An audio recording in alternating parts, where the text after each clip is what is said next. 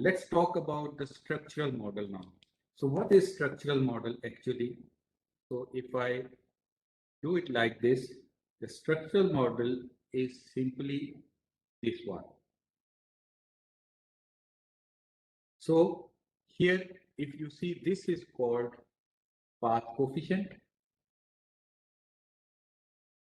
Okay, and this one, the value in the dependent variable in this blue latent construct, this is called R square. Okay, so this is R square value.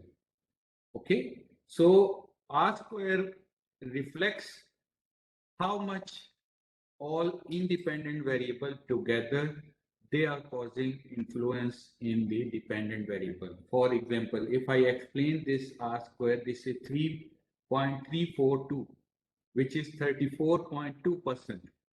So if I say blogging, SEO, mobile application, and social media all together, they are causing 34.2% of variation in ecotourism. In simple word, okay?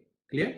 So in simple word, we can explain that all independent variable, they are causing 34.2% of R square or variation in ecotourism.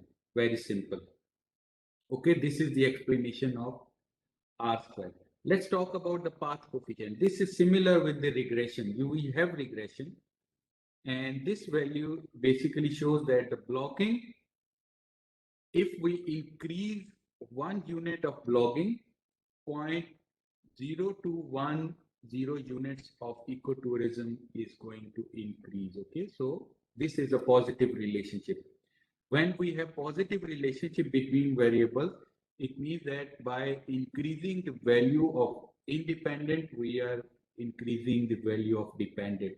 So it means that if we increase 1 unit of blogging or increase the value of blogging 1 unit, 0.210 units of ecotourism will increase. It means that they have a positive relationship. When one variable is increasing, the second variable is also increasing. Okay.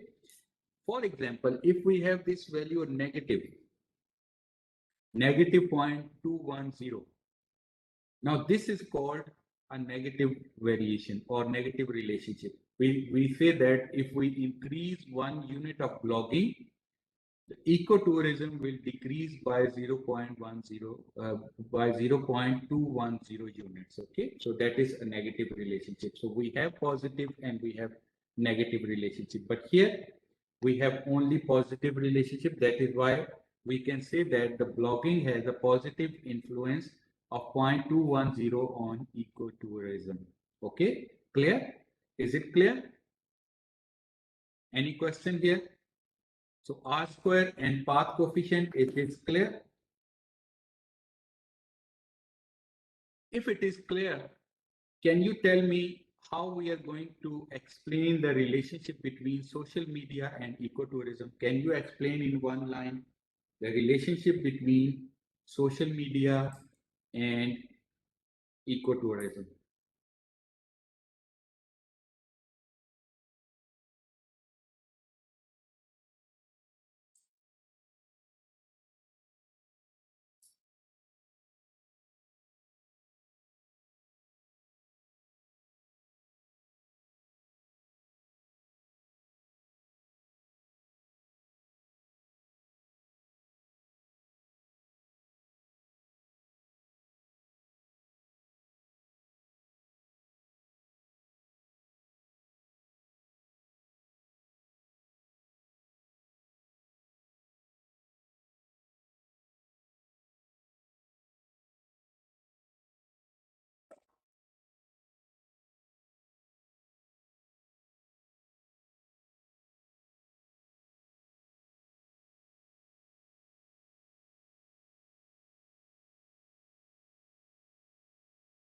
Social media has a positive relationship of, yes, it is fine, but you can explain this in another way, that by increasing 1 unit of social media, 0.313 units of ecotourism will increase.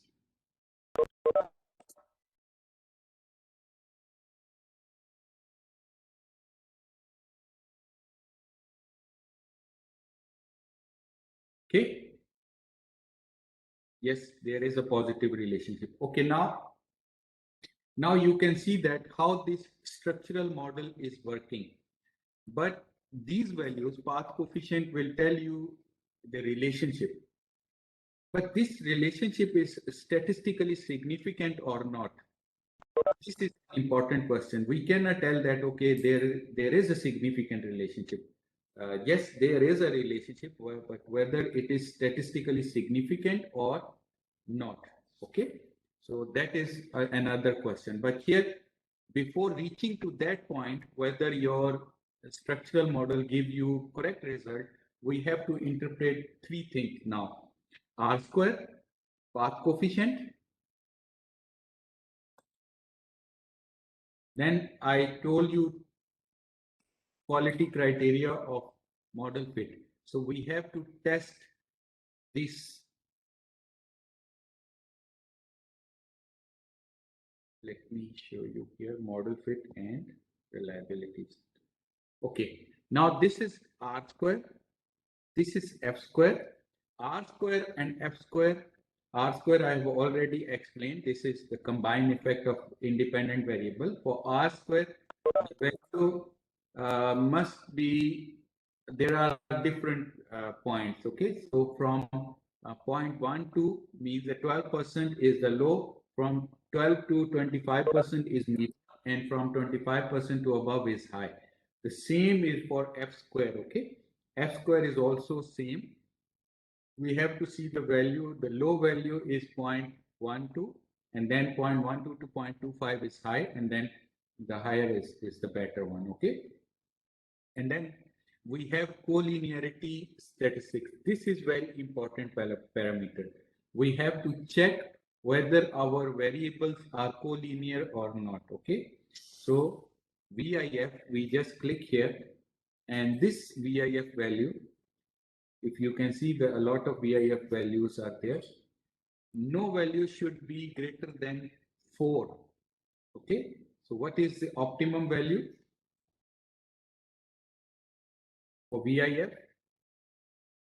There are two VIF, outer VIF and inner VIF. Outer VIF is your construct with the items, okay, which is measurement model. Outer is always measurement. So this value should be less than 4.0, okay. Now let's talk about the inner VIF values. VIF also needs to be less than or the same.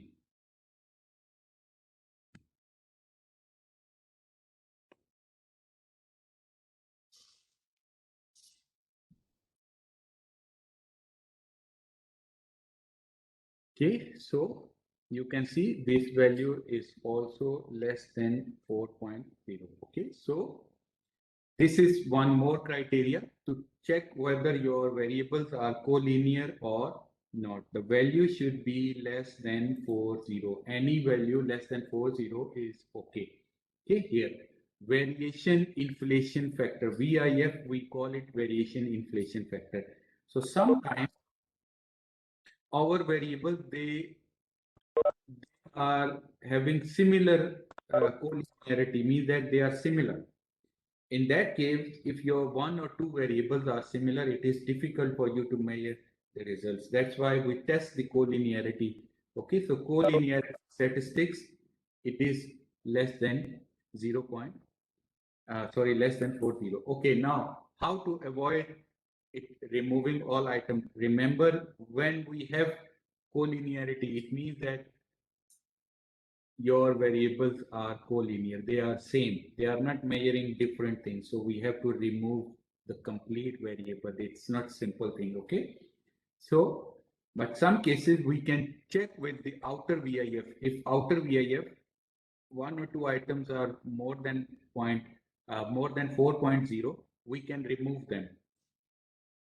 But if still not settled, then there is a clearly issue with your questionnaire and you cannot predict your result. But This usually don't happen in our result because we have only 1 to 5 scale. So mostly the collinearity would not be an issue in your variable. But what people do, sometime I track this with many of my students, they try to play a full game. So what they do, they copy and paste the same variable multiple time and then run the analysis.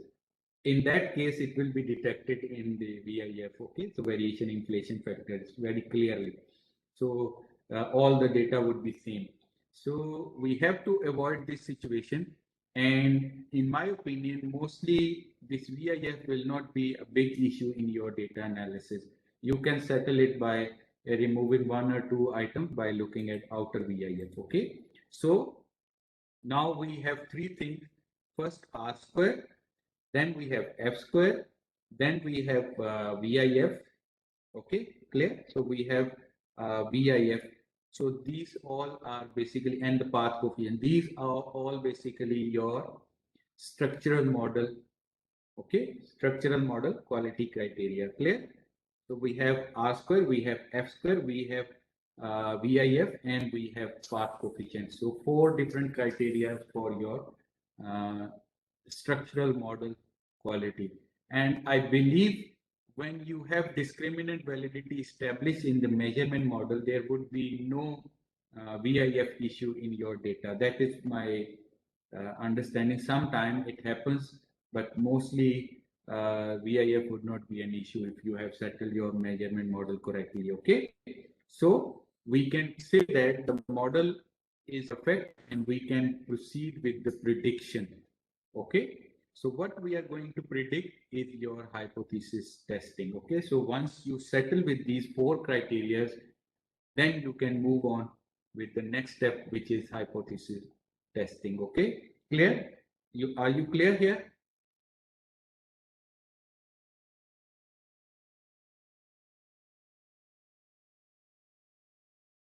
So R square, path coefficient, collinearity diagnostics or collinearity statistics, which is VIF, and your R square, F square, path coefficient, and collinearity, four things. I think these points are clear. Let's move on. Now we are done with these models. Now let's move to the hypothesis testing. Now, what actually is hypothesis testing? Yes, any question?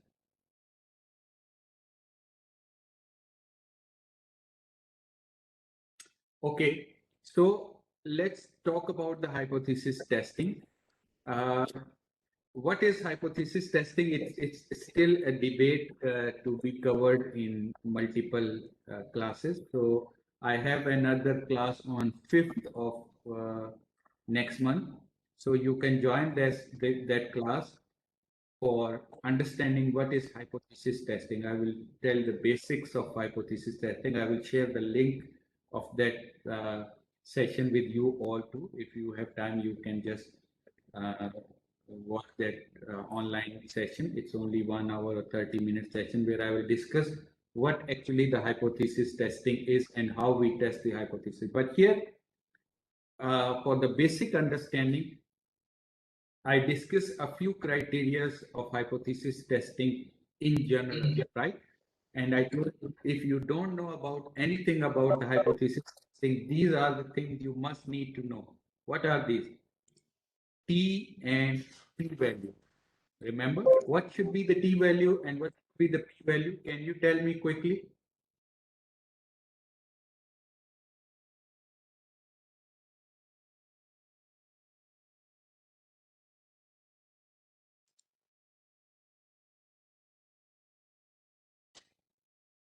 Do you remember I talked about the hypothesis testing and I talked about the p-value and t-value.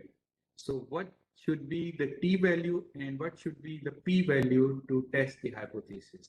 Yes, this is something everybody should understand. T-value should be greater than 1.96, not less than 1.96, should be greater than 1.96 and p-value should be less than 0.05 at 95% confidence. This is standard we always use. If you don't remember anything, Even if you don't remember your name, please remember these two values. T value greater than 1.96, P value less than 0.05 in order to accept the hypothesis. Okay, clear? Now, how we do this in Smart PLS is very important. Here, this part is basically measurement model. So I will select all, click on any variable and just press Control A, then right click and hide indicators of selected construct, because now we don't need these items because we are done with the measurement model. Now we are looking at structural model. If I simply say this is your structural model, okay? Now I have already hide all the items, so it is just showing you the structural model only. There is no measurement model in this picture now. Okay, clear?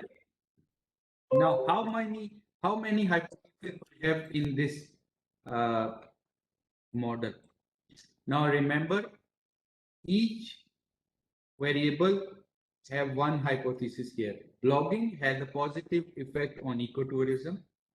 Search engine optimization has a positive relationship with ecotourism, and mobile application has a positive relationship with ecotourism, and social media have a positive relationship with ecotourism. Okay, so what button do you need to hide it? Okay, so you can just click on any variable, then press Control A. Control A means selecting all variable, or you can just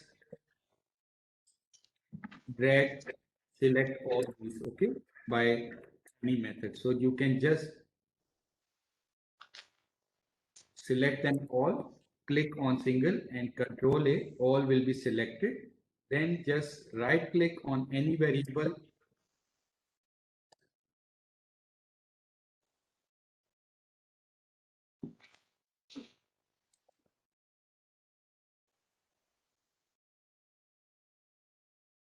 Okay, now you can see that once you right click, you have to click on this hide indicators of selected constructs.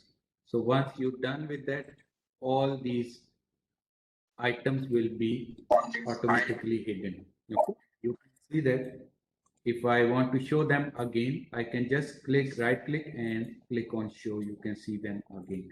And I just want to hide them just because it is not required to show them now. Okay, because we are in the structural model, so we don't need these items to be shown. Okay, clear? Okay, let's move on. So once you are done with this situation, let's move on with the next point, which is hypothesis. So how many hypotheses we have in this model?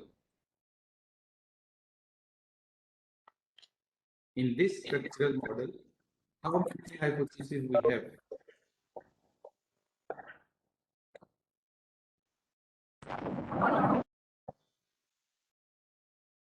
Perfect, very good.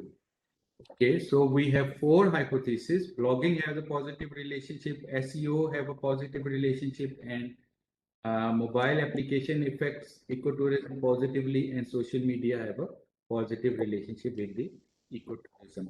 Now we have one R square, and then we have 4 path coefficients. Okay, so all these things we have explained while we are discussing the quality of structural model. Now it is time to calculate P and T values. Okay, so P and T values, this software cannot directly calculate P or T values. That is why we have to run another method. We call it bootstrapping. So you can just click on the calculation, then you go with the,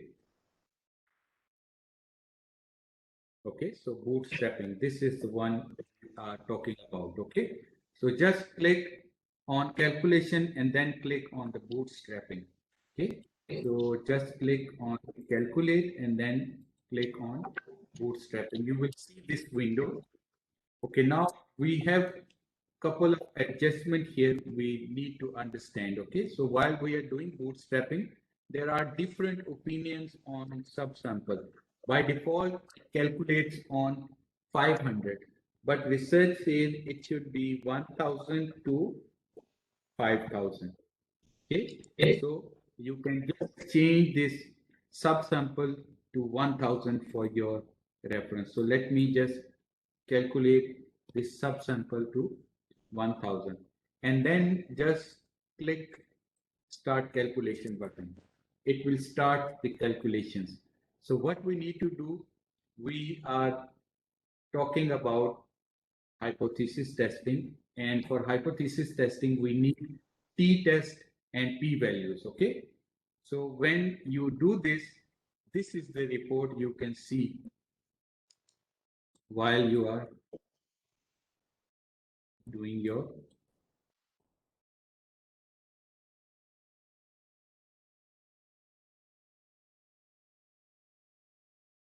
okay. Now you can see this is the path.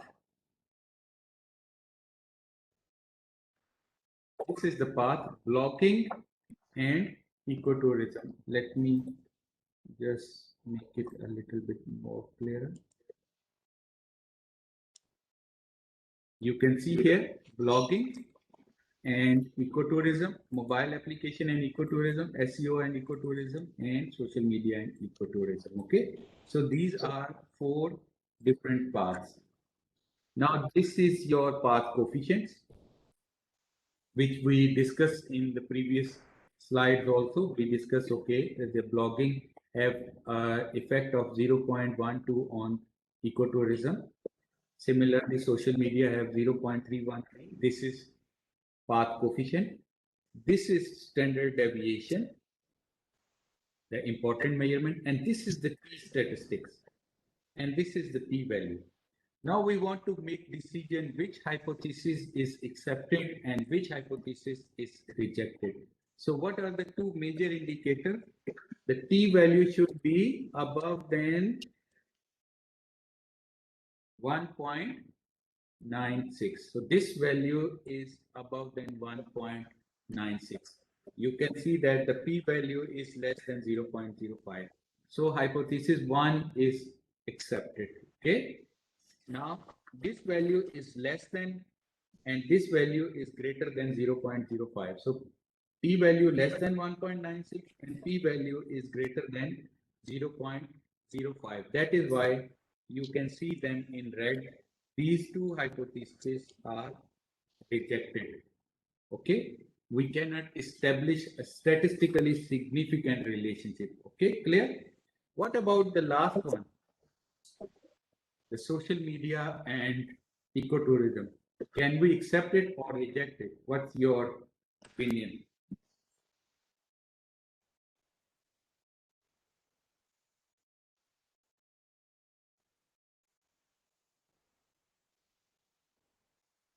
Okay, so you can accept it.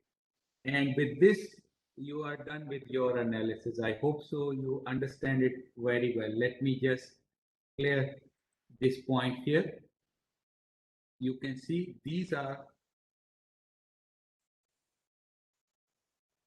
if you can see this model, now you can see this is t value. Okay, so now this value is greater, this value is less, this value is less, this value is greater. So these 2 rejected and these 2 accepted. Very simple. Now with the bootstrapping, we are able to calculate t-statistics and p-value from which we can analyze our hypothesis, which one is accepted and which one is rejected. Here, I want to tell you one more important thing. If you see on the left side, you can see this.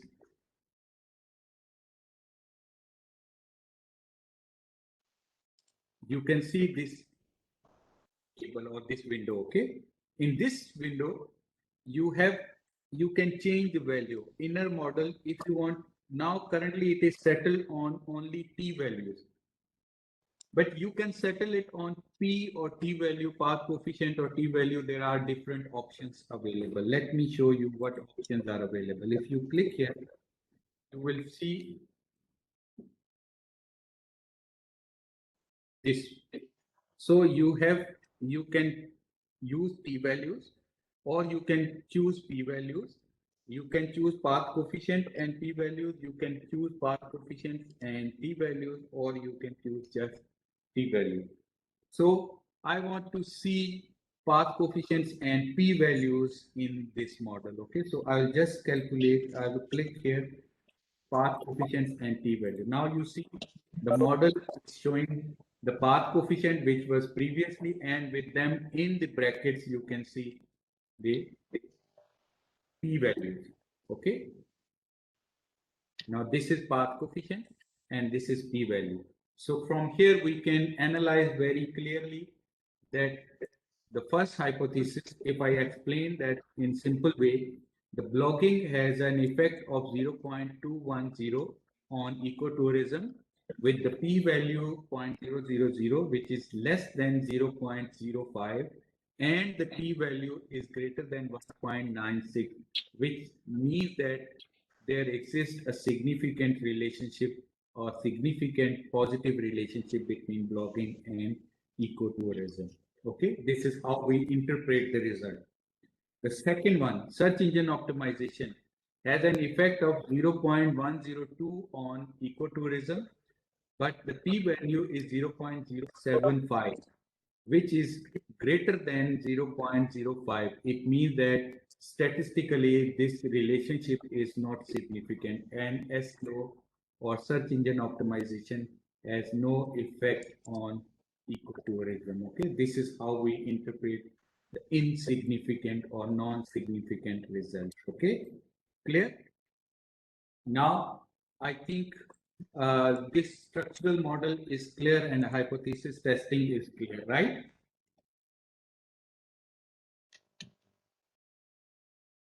So, any question?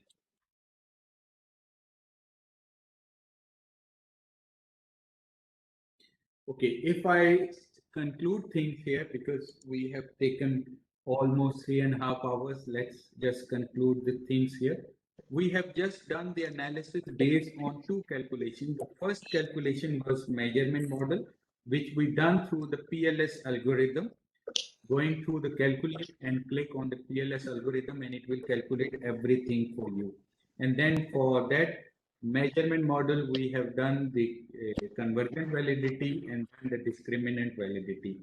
For each criteria, we have 3 sub-criteria. For convergent validity, we have factor loading, we have AVE, and we have reliability analysis. These 3 criteria. And the most important one is AVE, average variance expected, which should be above than 0.50. And then we have discriminant validity. In the discriminant validity, we are done with the Fornell-Larkin method, cross loadings, and also HTMP. Okay, from where we discuss about the quality criteria for structural model. What is structural model? This is your structural model. So we told that R square, F square, and VIF, and the path coefficient. These are 4 quality criteria we usually check in structural model. Once these criteria are being established or we discuss these criteria, the next thing is to test your hypothesis, which is based on P and T value. So P value should be less than 0.05 and the T statistics should be above than 1.96. And that is how we discuss the structural model. Again, don't forget to export your bootstrapping file, because this Excel sheet would be different. So bootstrapping file, still I have exported that. Okay. And also the model. Okay, the structural model result. Please export that picture also, and you have to mention that picture in your final year project report or in your research articles. Okay, so this is how you can copy and paste. This is your results for bootstrapping, and we are interested in path coefficient because this is where you have all the data. So you can see that the similar report which I showed you there is available here for downloading. So you can download directly, or you can copy and paste directly from the software, or you can copy and paste it from the Excel sheet also. Both options are here. You want to copy directly, you can just copy it from here, and you can just download it from there. Okay, from the Excel sheet also. Okay, clear? Okay, now I think this model also you have to export file, just export as an image, and then you can use it as a structural model, save it. Okay, clear? Okay, now with this, we have come to the end of this session. We have covered our basic understanding of structural equation modeling using Smart PLS, and I hope so you can use this software for your data analysis. Remember, when you do practice, it is much easier than SPSS or any other software available. But still, it is dependent on the choice of your supervisor whether they will allow you to use this software for your data analysis or not. For me, for my students, and I think Dr. Nabil's students also, they are already using this software, and they have done a very good job. And I think with today's session, at least you would be able to run this software for your final year project. For your level, you don't need to go to the advanced level. This basic level is fair enough for you. For those who are running mediation and moderation, we can do another session on mediation and moderation if you need. You can contact with Dr. Nabil, and we can settle up time for testing the mediation and moderation for your analysis also. Or even if you face any difficulty in the analysis, we can discuss later on. I think with this, you can just practice your session, or you can practice on your data, and whether you feel any difficulty or you face any challenges, we can discuss it later on.